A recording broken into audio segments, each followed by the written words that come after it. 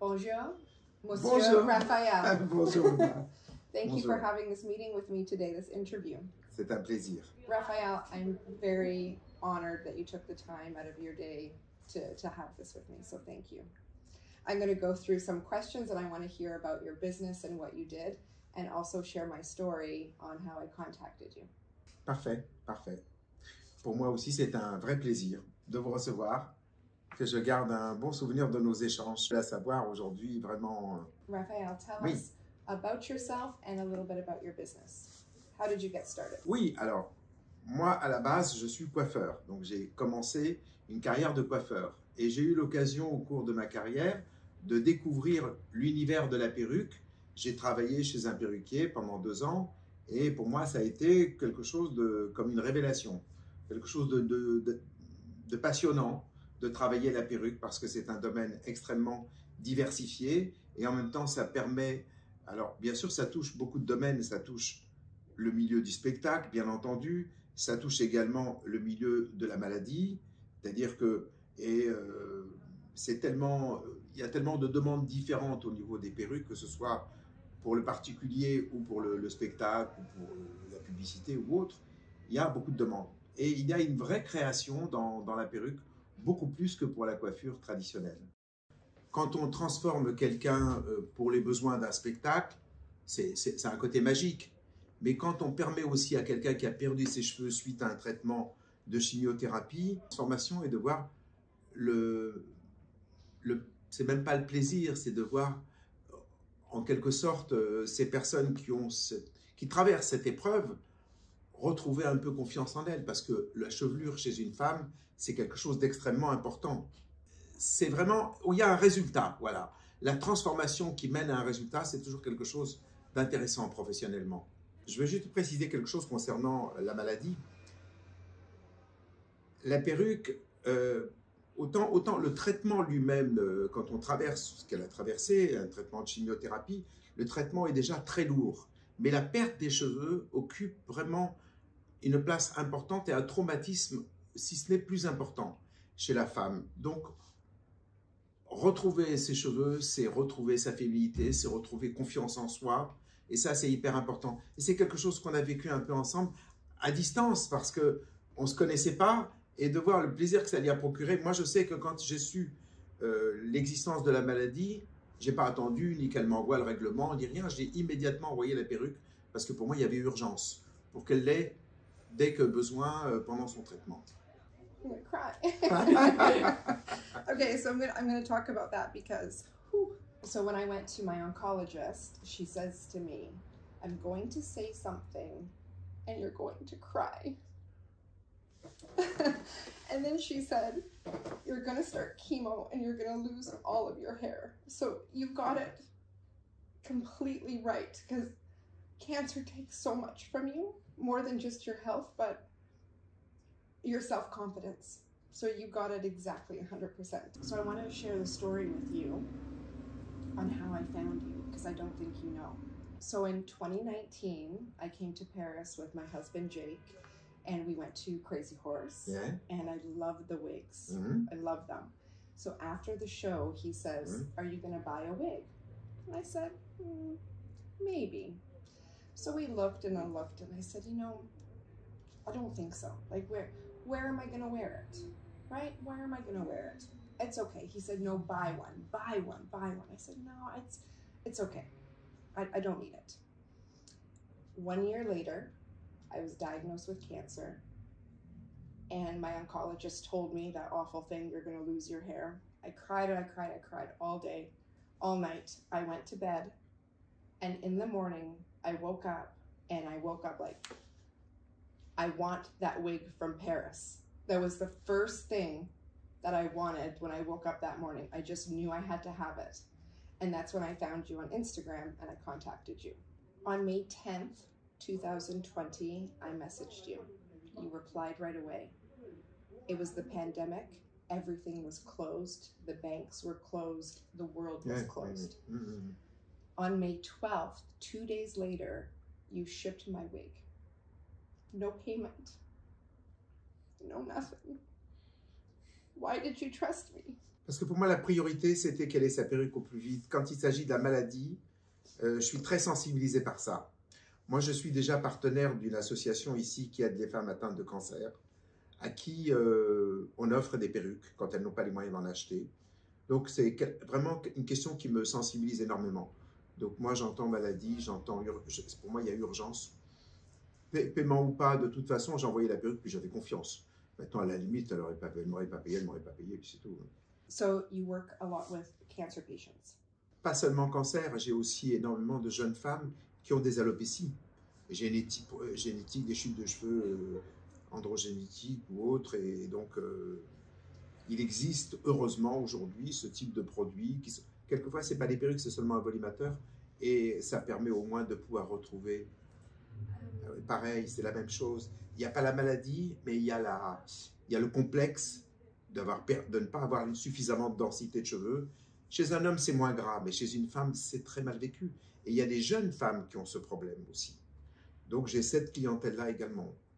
Almost 1 year later, April of 2021, you wrote me that your sister was diagnosed with breast cancer.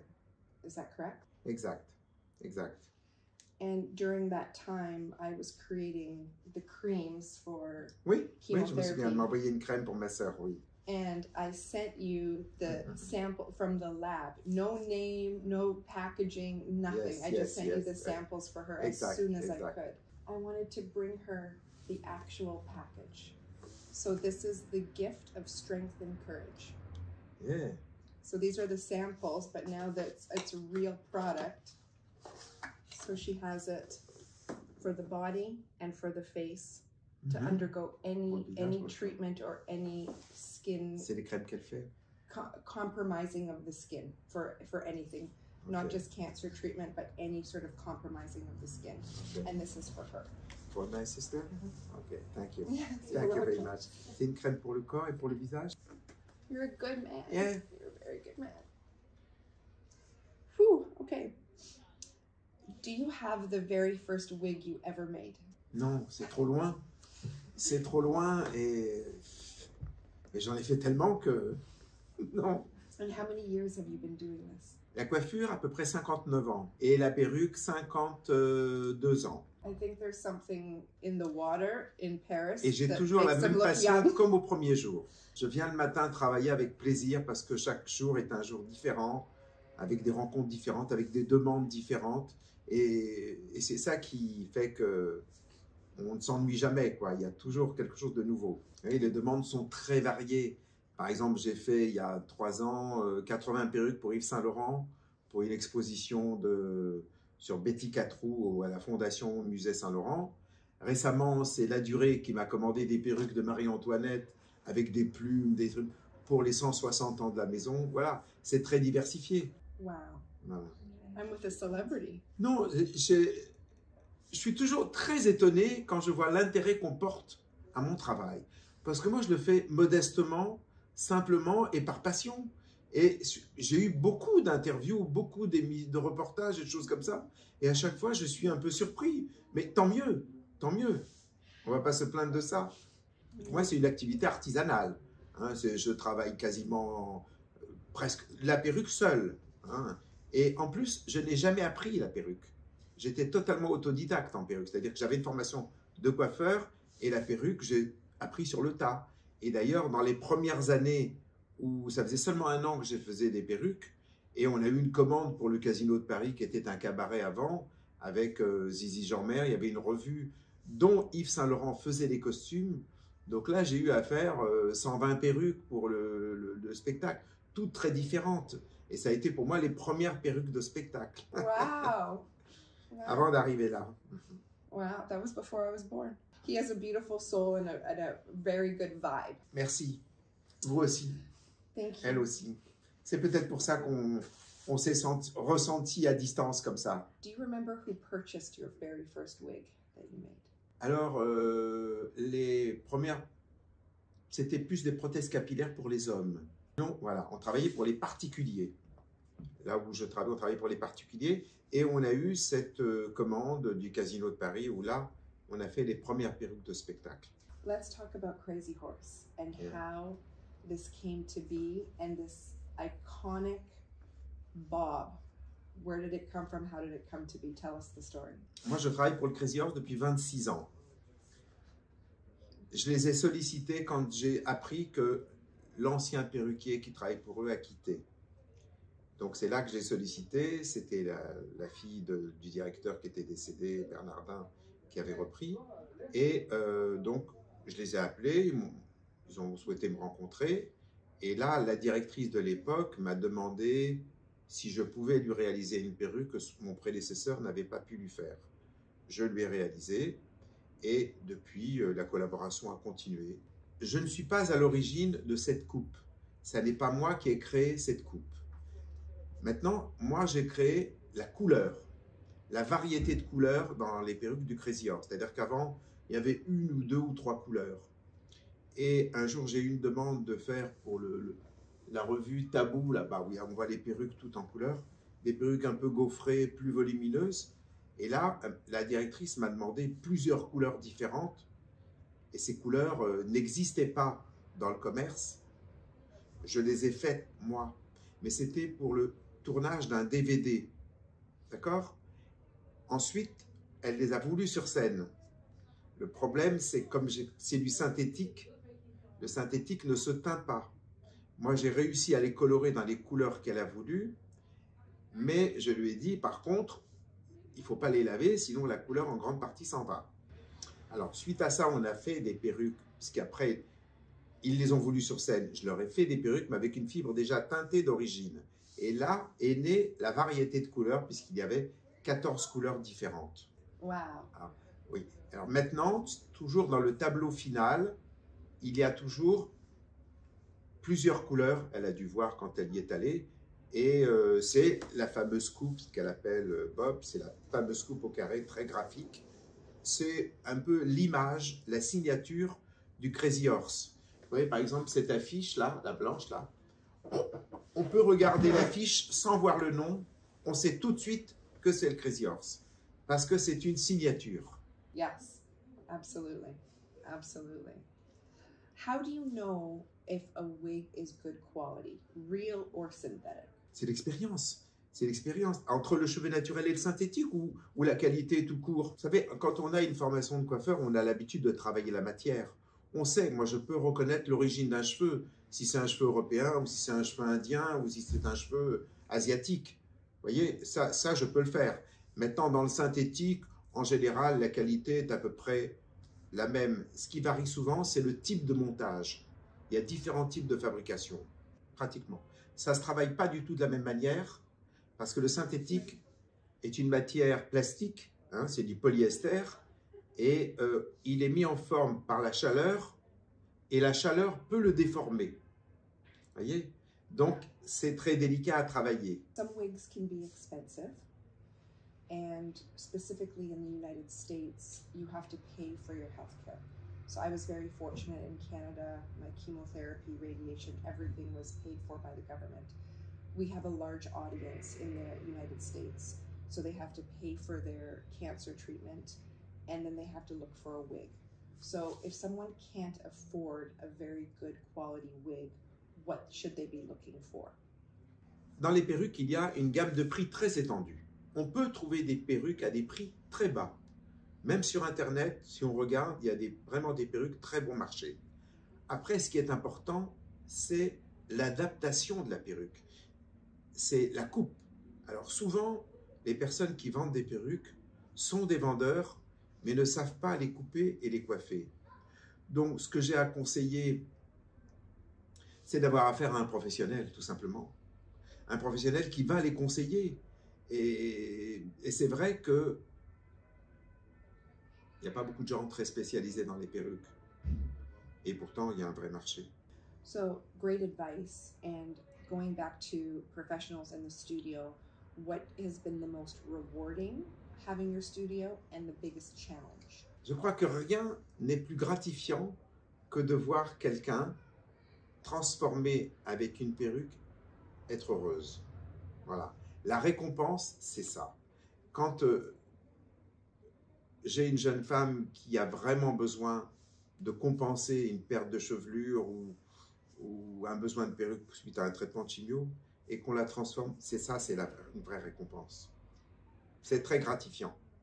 Et pour moi, je suis beaucoup plus sensible et je me sens beaucoup plus utile quand j'adapte une perruque sur une personne qui en a un besoin pour une raison de santé que quand je vends une perruque pour quelqu'un qui a envie d'avoir une perruque de Crazy Horse ou une perruque de spectacle. Ça n'a rien à voir. En France, la sécurité sociale rembourse une partie des perruques suite à un traitement de cancer, de chimiothérapie. Donc, et tous les fabricants ont l'obligation d'avoir quelques modèles de perruques au prix qui est remboursé à 100%, c'est-à-dire en totalité. Ce n'est pas les plus belles, mais ce sont quand même des perruques qui sont tout à fait convenables. Moi, avec l'association avec laquelle je collabore, nous récupérons des perruques sur des personnes qui n'en ont plus l'usage.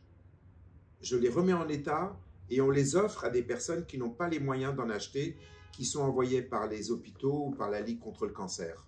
So this brings me to my next question. If money was no object, what would you aspire to do with your wig making? Aujourd'hui, je ne travaille plus pour l'argent. Bien sûr que c'est quand on est dans le commerce, le but c'est de gagner de l'argent. Mais le matin, quand j'arrive, je ne suis pas motivé par ça. Je suis motivé plus par le plaisir de réaliser des choses et d'aider des personnes qui ont besoin, par exemple.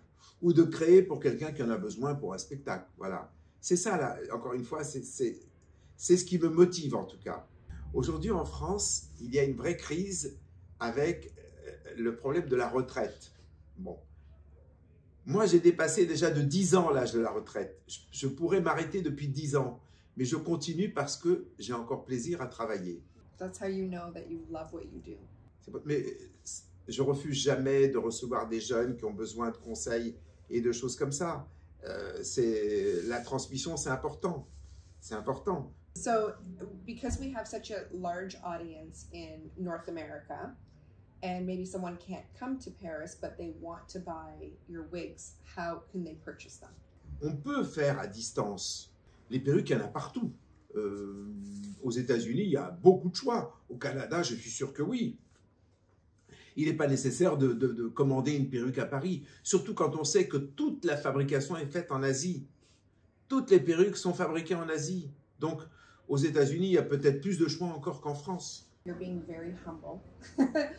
When people in North America are going to see this interview and they're going to hear ah oui, qui vont être intéressés, c'est ça. Yves Saint Laurent, moi, avec plaisir, hein, Crazy Horse, they're going to want a Raphael wig. So, par contre, les perruques du Crazy Horse, c'est pas qu'on peut effectivement, la preuve, je lui ai vendu comme ça parce que la coupe, je la connais par cœur. Après, il peut y avoir une petite modification.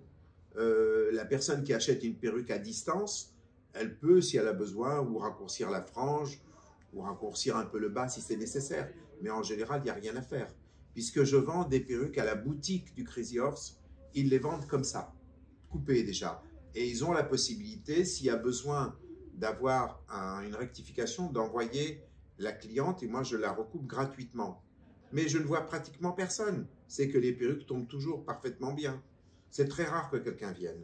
Okay. C'est plus facile à vendre une perruque de Crazy Horse à distance que de vendre une perruque pour reconstituer une chevelure qu'on a perdue. I went to a birthday party last year and it was a wig party.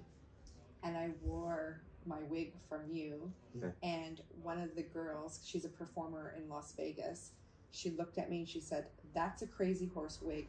And she used to be in the show in Paris. Ah oui, à Las Vegas. Oui, oui, parce qu'il y a eu au MGM Palace, il y a eu le Crazy Horse pendant 12 ans. We saw it. Oui, elle a reconnu, bien sûr. Mais je vous dis, c'est une vraie signature. What would people be surprised to learn about you? La passion, la passion et le service. C'est-à-dire aider. Voilà. C'est vraiment... Moi, il m'arrive de recevoir des personnes, je ne leur vends rien du tout. Mais elles ont acheté quelquefois une perruque ailleurs qu'elles ne portent pas, avec laquelle elles ne sont pas à l'aise. Quand j'arrive, moi, à corriger et à leur permettre, j'en ai vu beaucoup comme ça, c'est une vraie satisfaction. You can tell because he's not telling us how to buy his wig exactly. No website, no nothing. Ah oui, non. Bien sûr que dans le commerce, on est toujours content de vendre, mais je préfère ne rien vendre que vendre quelque chose qui ne va pas. Et je vois trop de personnes ayant acheté des choses chères et pas adaptées, ça me fait souvent mal au cœur pour ces personnes. Et je peux passer du temps juste à faire du conseil, ça ne me gêne pas, au contraire, parce que j'ai l'impression d'avoir aidé quelqu'un et d'avoir été utile. Donc je peux tout simplement faire du conseil sans rien vendre. What is the one mistake that people make when they wear their wigs? L'erreur, pour moi, ne vient pas des gens, elle vient de ceux qui leur ont vendu. Pourquoi? Quand on vend une perruque à quelqu'un qui n'a pas l'habitude de porter des perruques, cette personne a besoin de conseils, encore une fois, a besoin d'être aidée, a besoin qu'on lui apprenne à la poser et après à l'entretenir. Et ça fait partie du travail du professionnel qui le vend. Seulement aujourd'hui, il y a beaucoup plus de vendeurs de perruques que de professionnels de la perruque. Voilà. Donc, ce qui est important, c'est d'apprendre à la personne pour qu'elle devienne totalement autonome, qu'elle ne dépende pas d'un coiffeur. Et aujourd'hui, avec les matières synthétiques, la matière synthétique a une mémoire de forme. C'est le gros avantage, c'est que vous l'avez, ça reprend sa forme. Vous n'avez pas besoin de refaire un coiffage derrière. So I did an interview on a live in my iconic wig that you got me, and I got in trouble because I didn't wear it right. You sent me a message. Do you remember that? Oui, elle était trop en arrière, peut-être, non? C'était pour un magazine, non? Une interview pour un magazine? Yes, ok. Elle l'a porté un petit peu. C'est pas mal, si vous voulez. Bon, voilà. Vous voyez, par exemple, moi, quand je reçois une cliente à qui je vends une perruque, je lui montre comment la mettre. Je lui apprends à la poser, je lui apprends la bonne position, comment la brosser et comment l'entretenir. Je ne l'ai pas vue. Et ce n'est pas de sa faute, elle était à distance. Donc, c'est pas qu'elle était mal posée. La frange, elle doit venir sur les sourcils. Et si je me souviens bien, elle était un peu plus haute. Et je lui dis, il faut la redescendre un peu. C'est ça, non? So, on that note, can you show me how to wear it? Yeah. Can you put it on me? Yes? Est-ce que vous pourriez lui mettre Eh bien, avec plaisir. Avec plaisir. Voilà comment elle doit être portée. Perfect. Sur les sourcils. That's how Pas ici. Aha, yes! Voilà. That's how I wore it in the interview. it needs to be. Ah, vous voyez, je ne l'ai pas coupée sur elle, hein. Elle est impeccable. Si je devais avoir à la retoucher, il n'y aurait pratiquement rien à faire. Donc c'est la preuve que ce sont des perruques que l'on peut vendre comme ça. S'il y a une rectification, elle n'est pas importante. On coupe un petit peu la frange ou on égalise un côté par rapport à l'autre, c'est tout. Sinon la transformation, elle est... voilà.